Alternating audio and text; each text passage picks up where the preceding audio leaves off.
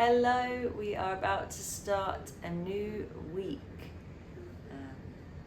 day 15, and begin on St. Mother Teresa's teachings, which is exciting. I'll read the introduction for it. This week we'll focus on the example and words of a third great teacher of Marian consecration, St. Mother Teresa of Calcutta. She's notable for the way she puts Marian consecration into context. In other words, while de Montfort and Colby give us the main details of Marian consecration, Mother Teresa helps us to see it more fully within the big picture of a most intimate relationship with Christ. Although we won't immediately begin reflections on her devotion to Mary, we'll get to them soon enough. Day 15, Lover of the Heart of Jesus. Who is Saint Mother Teresa of Calcutta? She's easy to understand. All we really need to know are two words: I thirst. These words of the heart of Jesus, spoken from his agony on the cross, were Mother's whole concern, her everything. And the same could be of Our Lady. The deepest desire of the hearts of both Mother Teresa and the Mother of God is to satiate the thirst of the heart of Jesus for love and for souls. In this sense, Mother Teresa's life is a revelation of the heart of Mary and presents one of the richest expressions of Marian consecration. We'll reflect on the details of this revelation and example during many of the days that follow. But first, let's ponder an overview of her life as a whole. Mother Teresa's home parish is her native Macedonia, was fittingly called Sacred Heart. Fittingly because, as she herself said, from childhood the heart of Jesus has been my first love. This love may have begun when, at the age of 5, she received the Eucharist heart of Jesus for the first time. On that occasion, she experienced the Lord's own burning thirst for souls.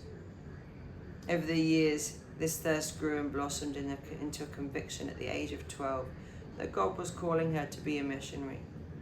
When she was 18, she joined the Institute of the Blessed Virgin Mary, the Loreto Sisters, and applied to go to their missionaries in Bengal, India, where she was sent the next year. After a year of novitiate, Teresa was assigned to the Loreto community in Calcutta and appointed to teach at St. Mary's Bengali Medium School for Girls. The new sister would serve there for more than a decade and a half. Mother Teresa's years at St. Mary were happy ones. She was a joyful, generous, hard-working sister. In fact, she was as generous with the Lord that, with the permission of her spiritual director, she made an extraordinary vow to refuse Jesus nothing. 5 years later, Jesus tested this vow in a big way. On September the 10th, 1946, while on a train to her yearly retreat, the 36-year-old sister experienced what she described as a call within a call. The details of this call became clearer in the subsequent weeks and months to a flood of mystical experiences that included visions. At the heart of this call was the burning thirst of Jesus for love and for souls, and a plea to Teresa to found the Missionaries of Charity religious congregation. Regarding the latter, as if to remind her of the vow she had made, Jesus kept repeating to her, "Will thou refuse?" Mother Teresa did not refuse the Lord. After her retreat, she spoke with her spiritual director and, with his permission, contacted the bishop. When the bishop hesitated to approve her plans, she wrote to him, "Don't delay your grace. Don't put it off. Let us take away from the heart of Jesus his continued suffering." In the same letter, she repeated the idea, let us bring joy to the heart of Jesus and remove from his heart those terrible sufferings. Eventually, the bishop gave her approval, and Mother founded the Missionaries of Charity, whose general purpose she described as follows: to satiate the thirst of Jesus on the cross for love and souls. From the beginning of the new congregation, Mother Teresa began to experience such terrible darkness in her soul, as if everything was dead. At times it seemed unbearable, and she frequently found herself on the brink of despair.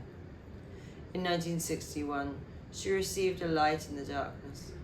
After a conversation with a holy priest, she realized that her painful longing was actually a share in the thirst of Jesus. For the first time in 11 years, I have come to love the darkness. For I believe now that there is a very small part of Jesus' darkness and pain on earth. Teresa's experience of darkness and painful longing continued to the end of her life. She found the strength to persevere because, as her spiritual director put it, she realized that darkness actually has a mysterious link that united her to the heart of Jesus. What about us? Do we yet realize the mysterious link between the darkness we sometimes experience in our lives and that of the Lord's suffering? Let us ponder Mother Teresa's words on suffering that come from her own experience, and so, like her, become better lovers of the heart of Jesus. Suffering has come because if you look at the cross, he has got his head bending down. He wants to kiss you. He has both hands open wide. He wants to embrace you. He has his heart open wide to receive you. Then when you feel miserable inside, look at the cross and you will know what is happening. Suffering, pain, sorrow, humiliation, feelings of loneliness are nothing but the kiss of Jesus, a sign that you have come close, that he can kiss you. Do you understand, brothers, sisters, or whoever you may be? Suffering, pain, humiliation, this is the kiss of Jesus. At times you come so close to Jesus on the cross that he can kiss you. I once told this to a lady who was suffering very much. She answered, "Tell Jesus not to kiss me, to stop kissing me. That suffering has to come, that came in the life of Our Lady, that came in the life of Jesus. It has come in our life also. Only never put on a long face. Suffering is a gift from God. It is between you and Jesus alone inside." A lot to permeate there. Today's prayer. Come, Holy Spirit, living in Mary. Help me find the love of the heart of Jesus hidden in the darkness. Say it together. Come, Holy Spirit, living in Mary. Help me to find the love of the heart of Jesus in the darkness.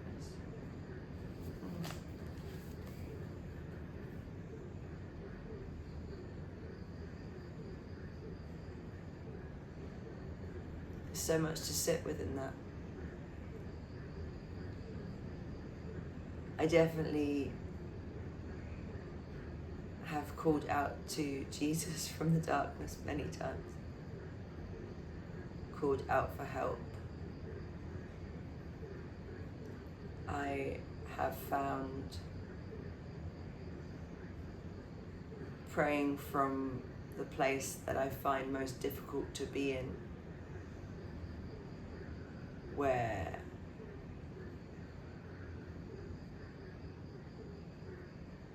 the greatest love can be found.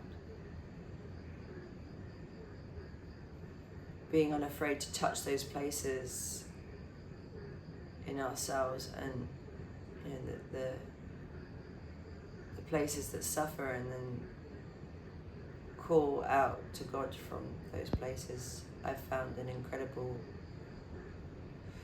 expansive and loving practice for myself.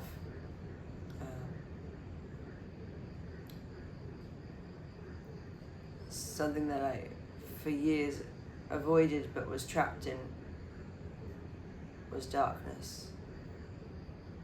It's all there whether we choose to see it or not. I love the phrase, "I thirst." It's in that longing, yes, in that longing we find God. Let's pick up more with that tomorrow. But I'm looking forward to seeing where this week takes us.